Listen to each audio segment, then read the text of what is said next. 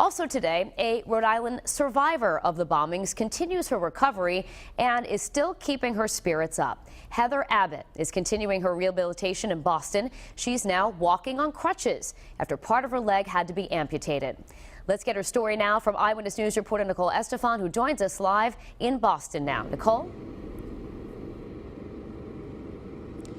Wow, what a difference 2 weeks can make. Last time we met with Heather Abbott, she was in her hospital room. She was wheeled into a news conference in a wheelchair. Today, she walked in on her own strength, looking happy, healthy, and strong. Heather Abbott did arrive at the news conference on crutches. She has spent the last 2 weeks at Spalding, and she will be discharged tomorrow. We've learned she will first go to Fenway before returning to her home of Newport. She was one of more than 200 injured in the marathon bombings. Heather still has a long road to recovery, including a fitting for a prosthetic leg. She does credit, however, not only the support of her friends and family and really the entire state of Rhode Island, but also the care that she has received here at Spalding for her relatively quick recovery.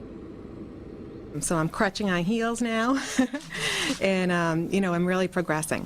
This has been great being here at Spalding for the last week and a half or so.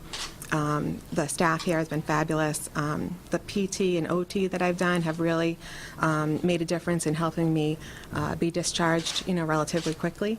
Seeing all the friends that I have in Newport all in one place instead of having to come up here and visit me all the time, and just kind of getting back to life as usual. Which won't be the same until I'm able to walk on that new leg all the time, but certainly being home is one step closer to doing that. Once it's fully healed, then she'll be able to begin the prosthetic phase, which would include actually taking a mold of her leg, and then from that mold they'll be able to actually fabricate a custom lower leg prosthesis. We've seen her do so well at this early stage. I would anticipate that she'll do exceptionally well at the next stage as well.